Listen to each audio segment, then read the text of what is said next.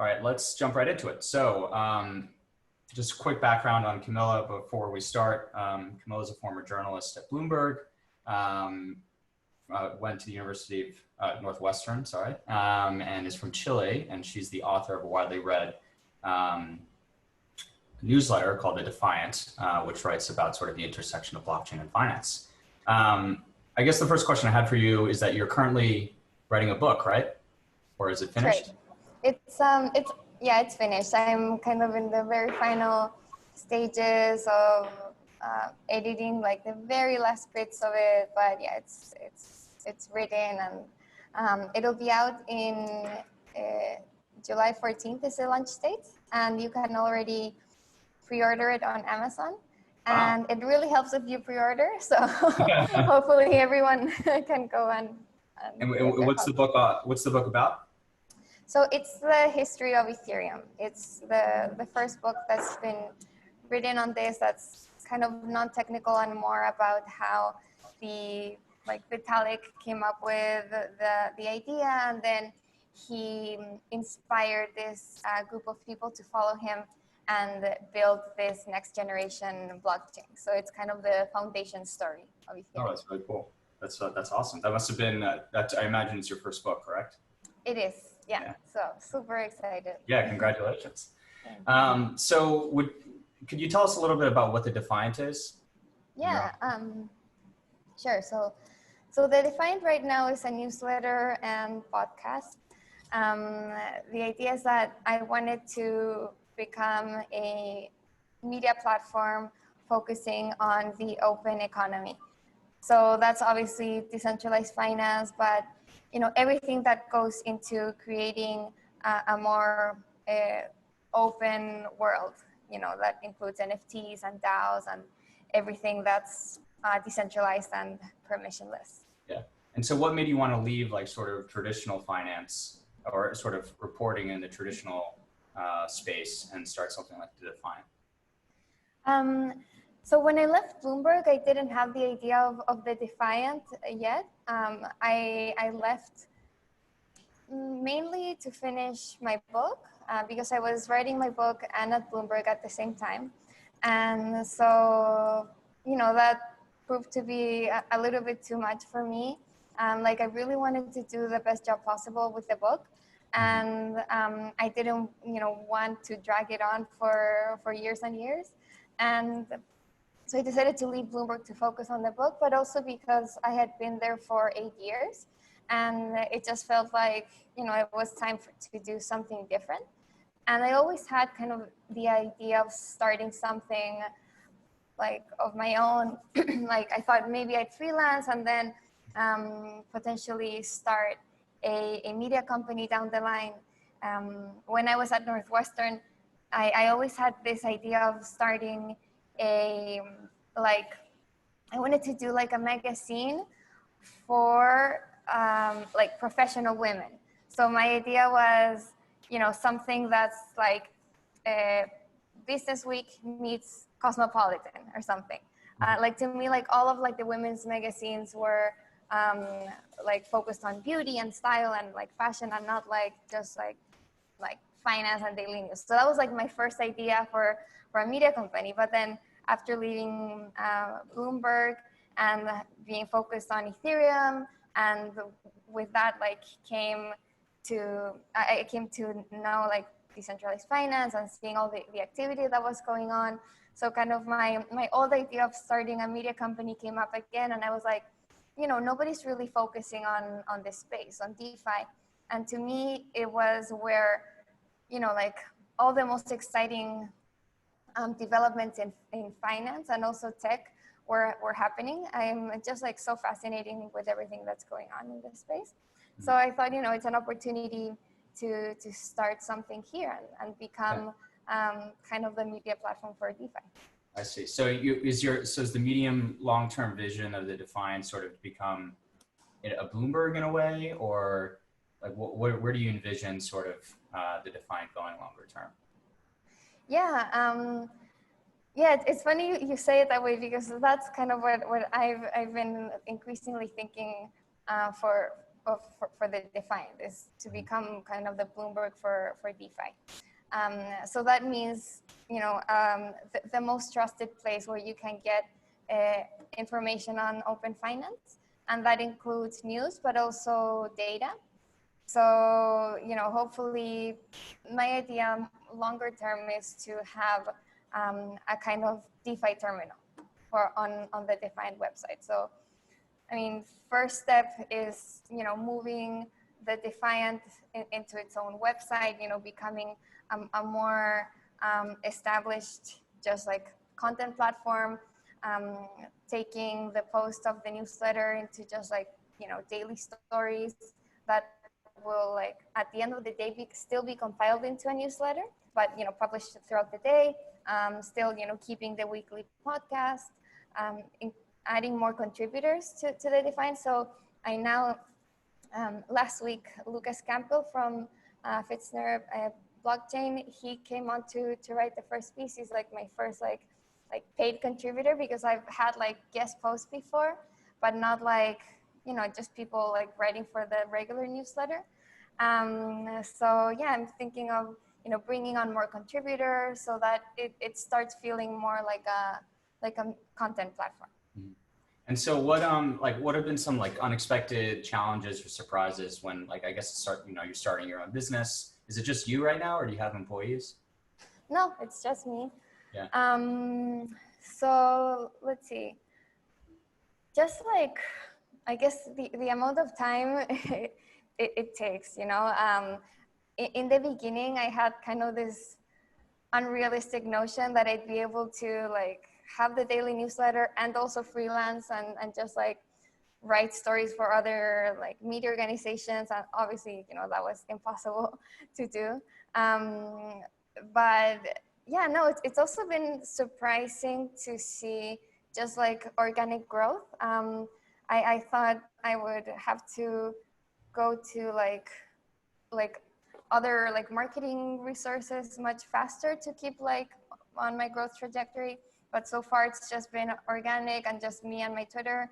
So that's been like a pleasant surprise. Though now I am like thinking I should like, find new ways of like getting the Defiant to be known by a wider audience. But that was good to see that type of growth just, with my own Twitter handle. Yeah.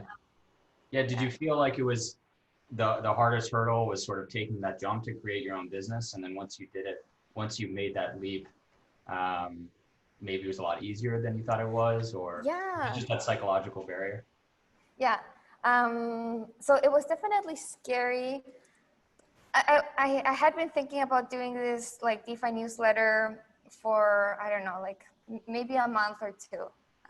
So like as I was finishing the draft of my book, I was like, oh, there's this DeFi space, it's so exciting, like nobody's covering it, like somebody should do it, like should I do it, like all that thought process. I spoke with different people doing their own newsletters about like how they're doing it and like how to even start. So I set up like an account on Substack.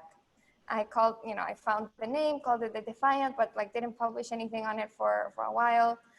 And then I think like somebody interviewed me for like the ETH Reddit. And I mentioned that, like I'm finishing my book and I'm thinking of starting this newsletter, The Defiant. And then suddenly I had like 5 subscribers. Like 5 people signed up for my newsletter, which hadn't published anything. So by that point, I'm like, okay, I should start producing stuff. There's like people waiting for this newsletter. So that kind of was the final push. And I think definitely kind of taking that jump is the hardest step. But then once I started, I did my first newsletter, and that was super scary. Like, what are people gonna say? Are they gonna criticize me? They're gonna laugh at me, because it's scary just like putting yourself out there. It's just like, it's me writing this stuff. But, it got like super good feedback. And every time like I just like kept writing and I got more and more feedback, more people signed up. Sometimes I got like I don't know, negative comments, but like the positive overwhelmed the negative, and that just like kept giving me like encouraging me to keep doing it. Yeah. And yeah, having it be daily just like forced me to just like, it doesn't matter. I just need to like see whatever is happening and just write it down and just do it, you know? Like some days it'll be better, some days it won't be, but you know, just Yeah, keep the doing it. positives, as you said, the positives I'm sure are outweighing the negatives. So why did you decide to focus like on decentralized finance in the sort of the crypto space and not just the general sort of finance aspect of cryptocurrencies and blockchain? So I think, you know, first of all, like just the finance aspect of crypto, the like market prices and what like regular like centralized exchanges are doing. I think that's pretty well covered by crypto media. I also think that's like on one hand, but on the other hand, it's just not as exciting to me. Like I've already been covering traditional markets. You know, I covered them for so long at Bloomberg. And to me, you know,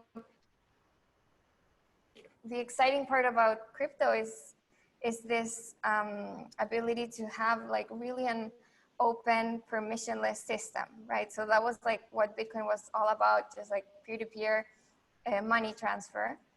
And the way that Bitcoin has been mostly transacted has been on centralized platforms. So that kind of goes against like the original idea of it.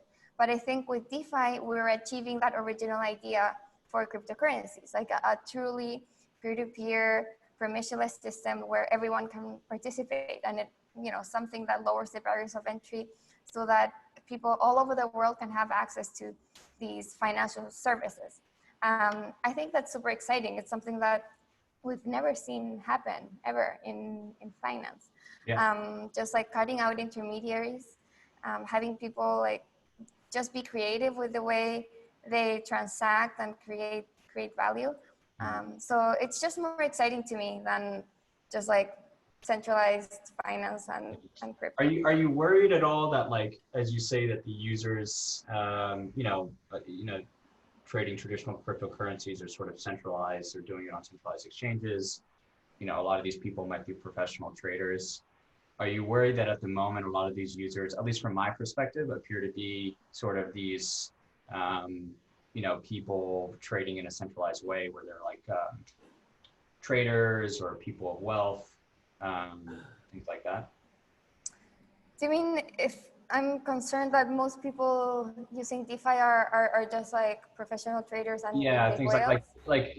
The promise of DeFi is that, at least for me, I think what's super interesting is that you could give someone, particularly people like in the third world, that, you know, where the documentation in a lot of these countries is hard to verify and hard to trust. It gives them access to financial markets. You know, that's a grand vision, but it appears to me, at least, and, you know, I'm not sure if you disagree, that we're not quite there yet. It's still like sort of finance trading and people are just trading to get leverage and things like that. For sure. No, I think that's totally right, that if DeFi is still, you know, mainly used for speculation and probably, you know, experimented, like people who are that are just, you know, traders and have, you know, at least enough money to speculate. So I don't know if they're like all like super wealthy traders or whatever, but they're not kind of the everyday person in the third world, like looking to protect their savings from inflation or whatever. So yeah, we're definitely not there yet. We're not at like the grand vision, but I think that right now the tools are being built so that we can get there. And I think just seeing the way that these applications are actually working right now, that we're on track for that to happen. I think that actually, yeah.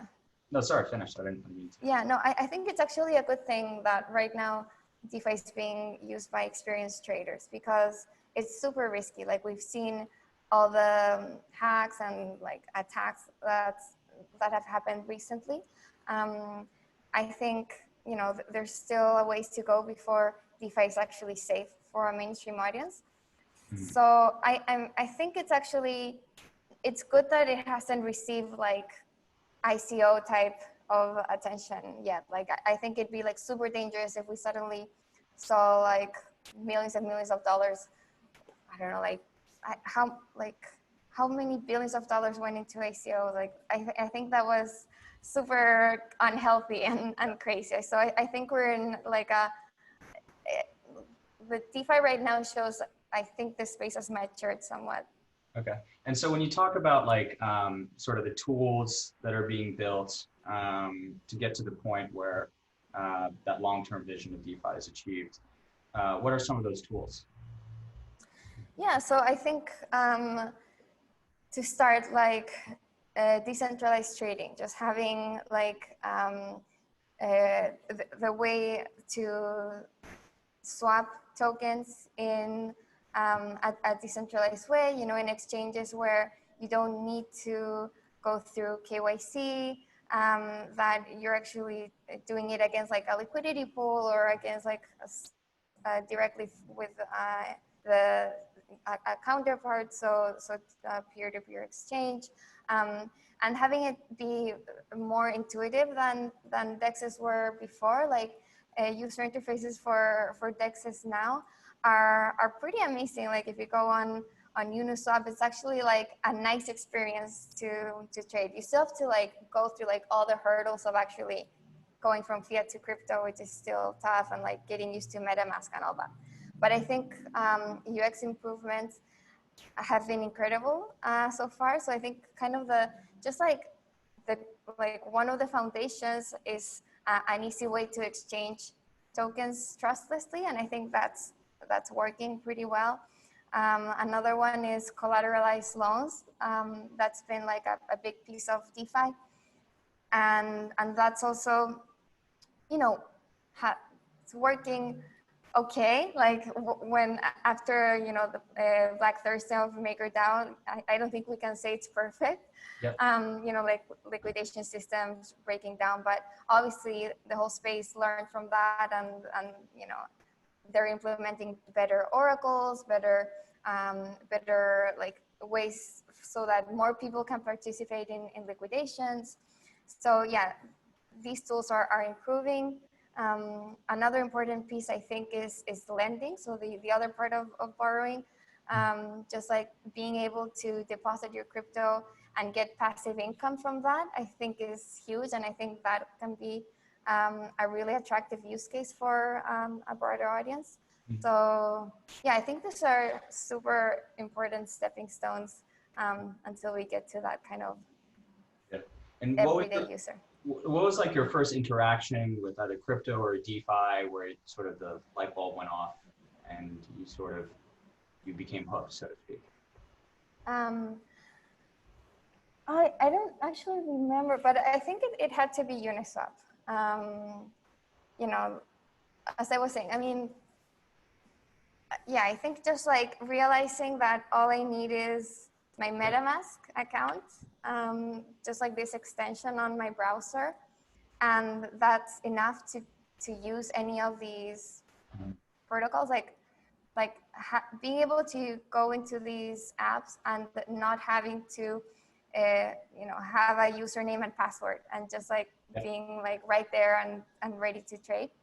I think that's kind of where it happened, where I'm like, oh, like actually anyone can use this, you know? Yeah, no, I had a similar experience with like DYDX, where it's like you go to DYDX, and of course you need to understand, you know, you need to know private key, public key, MetaMask, which is its own hurdle. But once you're on there, because I come from a traditional finance background, you know, you can lend out your crypto, you can trade all within seconds, and you don't need to wait for approval. You don't need to sign any documentation. So a very similar experience. Yeah, DYDX is even more impressive because it's just like the tools it gives you. Yeah, it's especially coming from, you know, to get a margin account or something like that, to get for that, a traditional bank would take at least a week. Right. And you know, you could do it with $1 or one DAI, for example. You would not be able to do that. So I think that's, for me at least, that was the promising part. So like, what are some of your favorite projects today in decentralized finance? Let's see. I think I love projects that are doing things that you just can't do in the traditional like in traditional finance, or that would be super hard to do. So I think Pull Together is one of them. You know, this ability of having like a no loss lottery. I think that idea is really cool, and it can work like a passive income in a way too, because you can leave your, so I don't know if like everyone knows, but so Pull Together is a system where you deposit your DAI and get lottery tickets in return.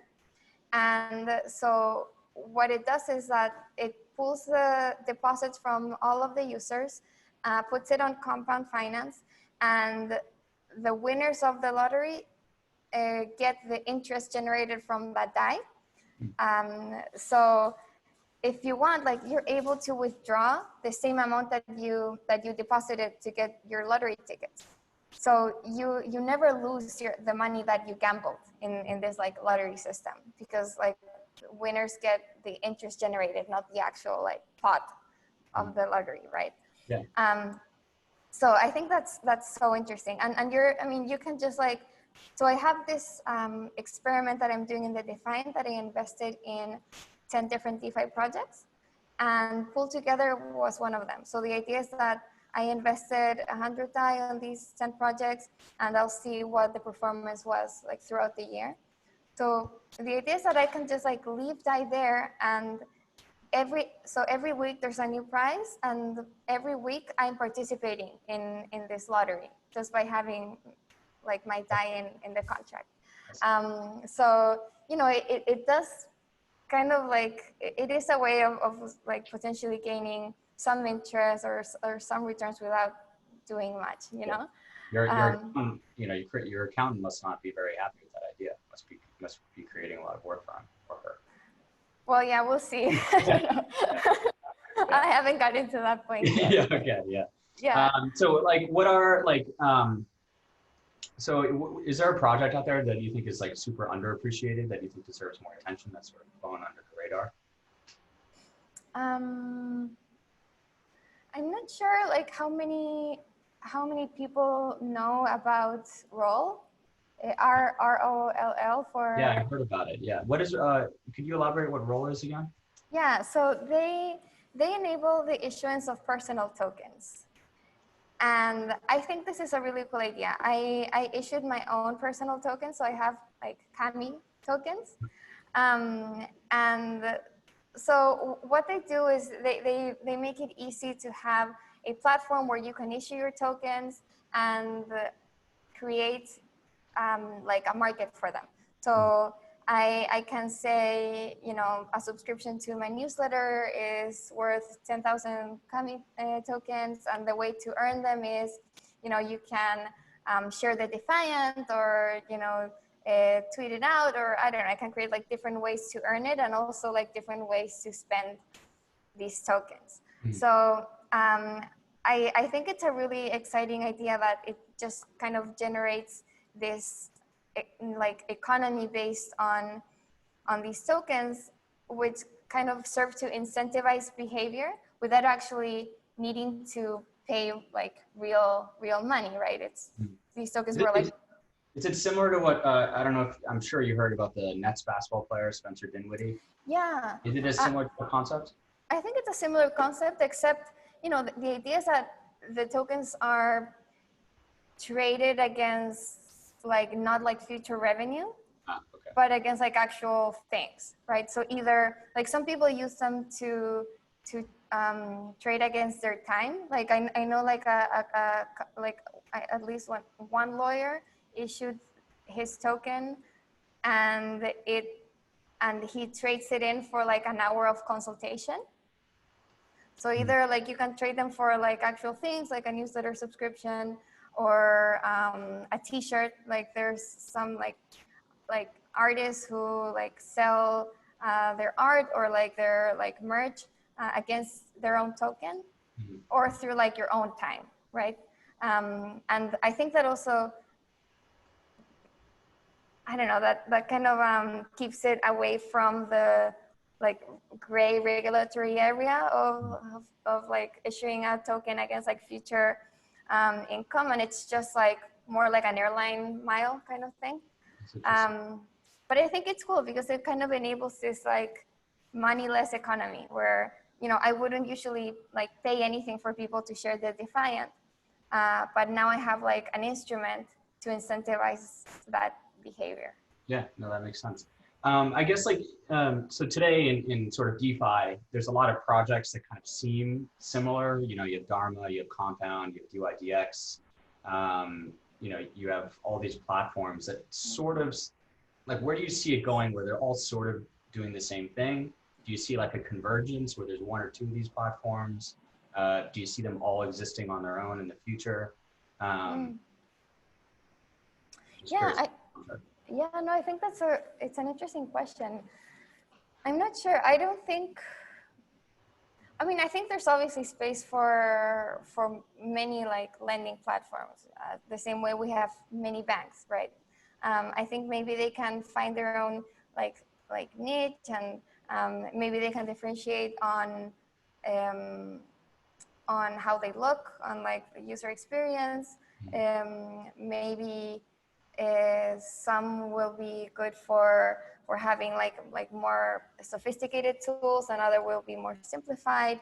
I think they're all find kind of their own way to differentiate, but I think there will definitely be like many different platforms. I think, especially like on the lending platform side, there's room for many. I'm not sure if the same is true for something like a stable coin. I think that will maybe, you know, there will be like one or two like dominant ones. Yeah, no, that makes sense.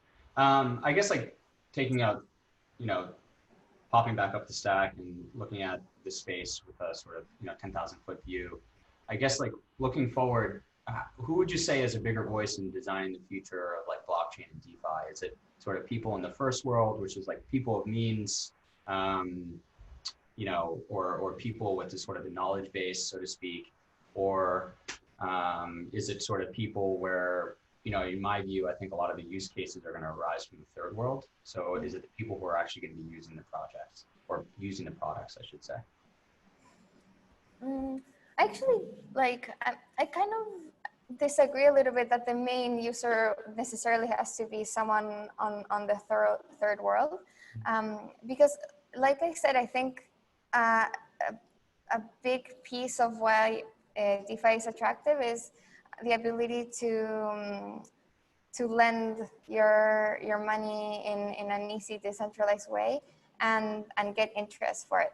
I think especially, you know, with what's going on now and central banks, you know, stimulating the economy with super low rates. I think, you know, it's a way, DeFi will be a way for people to get a higher return on their savings.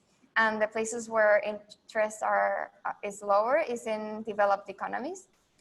So I think there's two sides to it. Yeah, like for emerging economies, maybe like the permissionless aspect will be a bigger draw, because these are people who actually have problems trusting their financial institutions and their government, where in the developed world, maybe that's not a big issue, but for developed world users, it'll be more of like, oh, I can get better returns on my assets here. So, I mean, maybe it's like an easy answer, but I think it'll come from both, basically. I mean, yeah, hopefully each side will have something different to bring to the table, you know. Yeah, no, that makes sense. I guess the final question, and then I see some people have typed some questions here, but as a woman in blockchain, do you feel that it's an inclusive community? Do you, especially amongst those who hold influence, you know, how can we do better as a group, so to speak? Yeah. Fortunately, I've never felt like left out because of being a woman.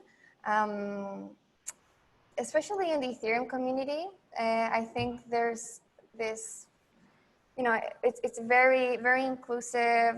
And yeah, I've never felt discriminated against or anything. I think, sometimes I see comments on Twitter, or like when I don't know, like I do some like YouTube interview, and like some of the comments are like on not necessarily on what I'm talking about, and that's really annoying.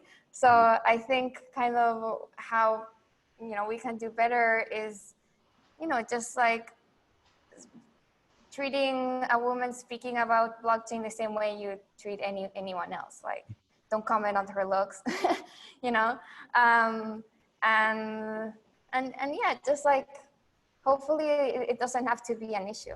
Yeah. Do you feel like overall the crypto community is diverse? No, definitely not. I mean, it's just facts. Yeah. That it's mostly male. But I think, I don't think it's specific to crypto. I think crypto and DeFi unite like two very male dominated areas, tech and finance. So I think it'd be unrealistic to expect anything different.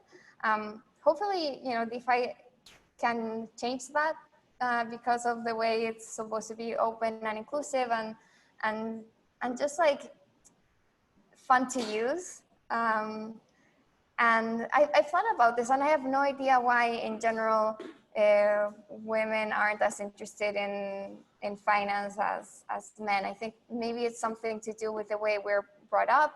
Like our parents just don't expect us to be good at math and like numbers. I don't know. It's just I think it really has to do with just like growing up, the incentives that we're given. But that's like for another It's for another conversation. But it's weird because studies have shown that women are actually better handling money and handling finances than men are. So yeah. It's a weird.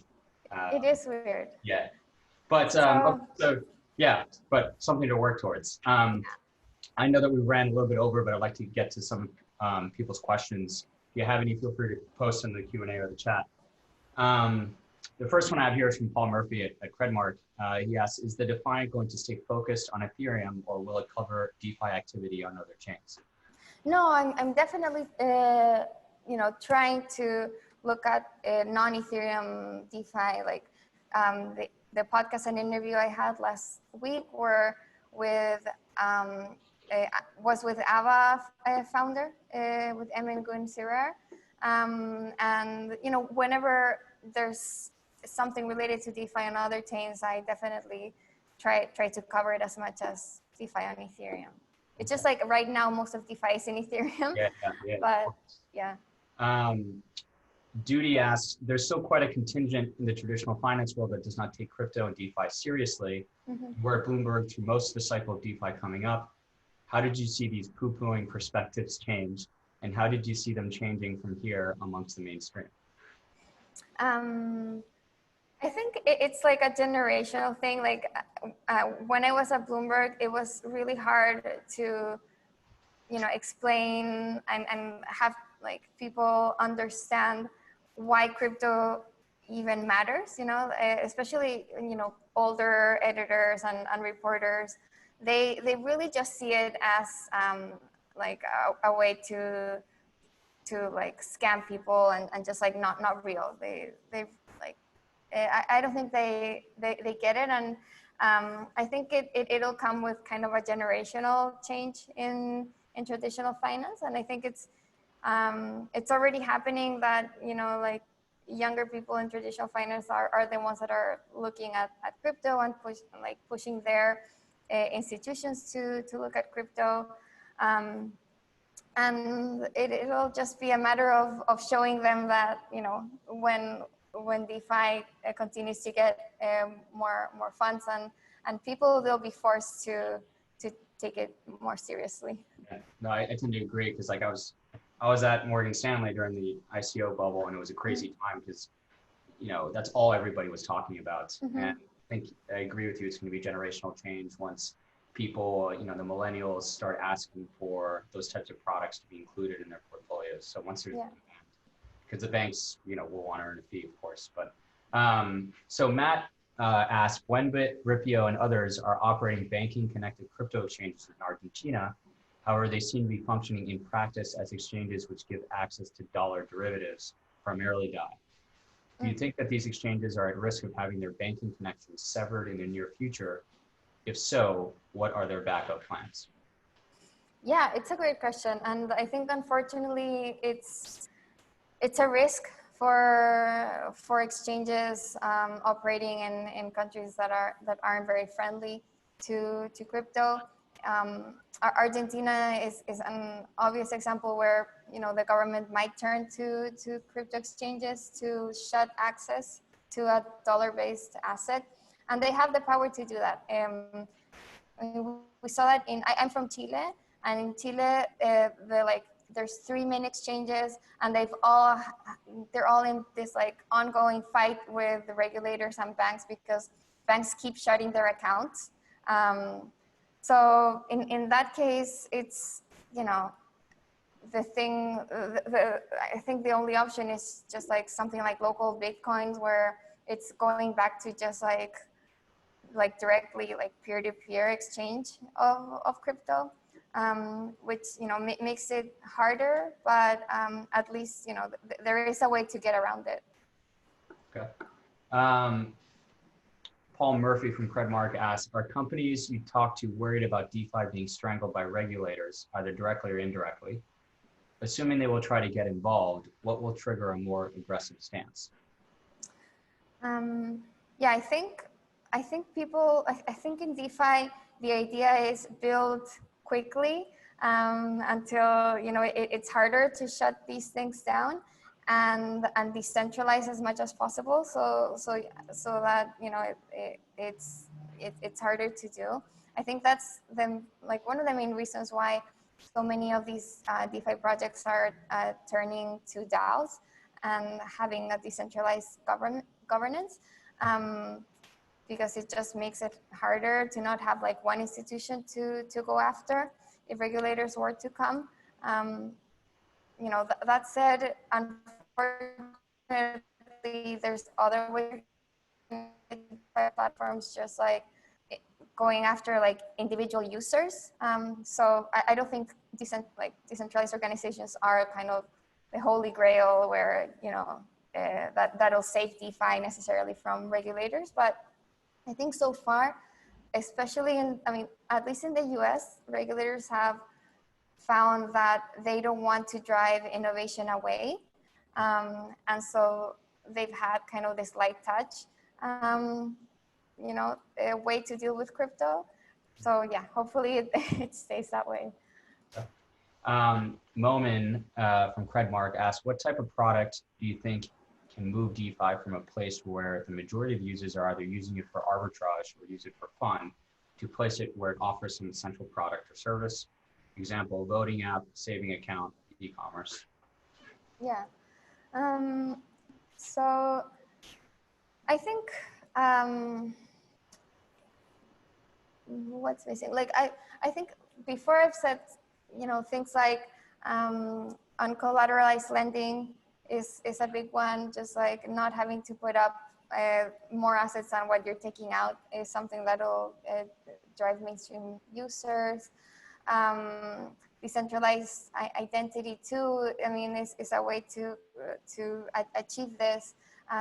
But more simply, I think just and having an easy way to go from your dollars or your local currency to DeFi. I think kind of that bridge is still hard to cross, and I think once that's done, I think we'll get more people experimenting. Okay. Matt asks, do you know much about the software freelancing remote market in Argentina? How do they normally get paid? PayPal, wire transfer, crypto. Has Sablier gotten any traction in Argentina or anywhere yet, or still in beta phase? Yeah, it's a good question. So I'm actually not very familiar with how that's working, but I know it is because Mariano Contian from MakerDAO he was actually doing that in Argentina during, the harshest currency controls. He was building software and being paid in Bitcoin and then ETH. So yeah, I think they prefer to get paid in crypto rather than through PayPal, just because that way, because PayPal would convert the dollars you get at the official exchange rate, because they'd have to go through your bank. So crypto would be a much better alternative for an Argentine developer, but I'm not sure like what tools they're using to do that. Yeah. Okay.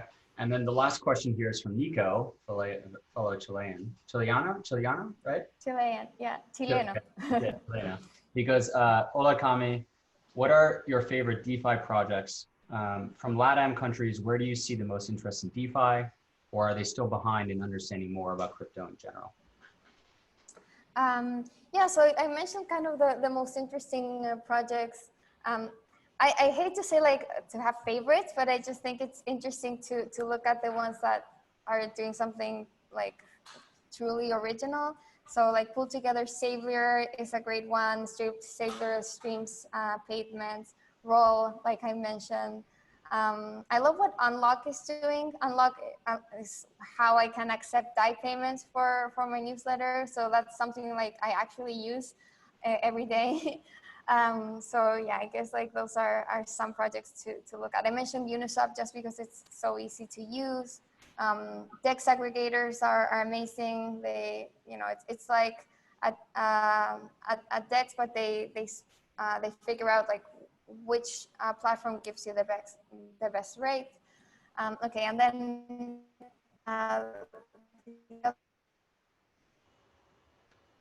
one American country has a like I forgot. Yeah. All right. So actually, one more question, and this will be the final one. But Tariq asked, Bitcoin was created after the 2008 financial crisis. Now that financial markets are hitting another bump and central banks are further stuck in a cycle of runaway intervention, how big is this moment for crypto? What are some scenarios that you could see this could take us in 10 years? Yeah, I actually gave a talk on that on Dystopia Labs on Saturday. So that's definitely, that's a more longer, like a longer answer. But yeah, I think right now the same pieces that spurred Bitcoin, that spurred the creation of Bitcoin in 2008, economic collapse, rising inequality, just like anger towards the system, distrust in institutions, the feeling that your personal freedoms and privacy are being infringed. All of that is, of course, happening right now. So I think it will maybe trigger more people to look at crypto as a viable alternative. And I think that it's great that unlike, in 2008, we didn't even have Bitcoin, and it triggered Bitcoin in 2009, but now there's actually a whole financial system being built and in place and ready to be used. So when people are ready to start looking at a more decentralized alternative, they'll have like actually really cool things to do with their money. So yeah, hopefully, I do think this will bring in a new wave of like new crypto believers. Yeah, I hope so as well. So we are out of time, but thank you very much for your time today. It was a pleasure to talk. Yeah, it was great. Hopefully everyone else did. But yeah, thank you very much. Yeah, thank you.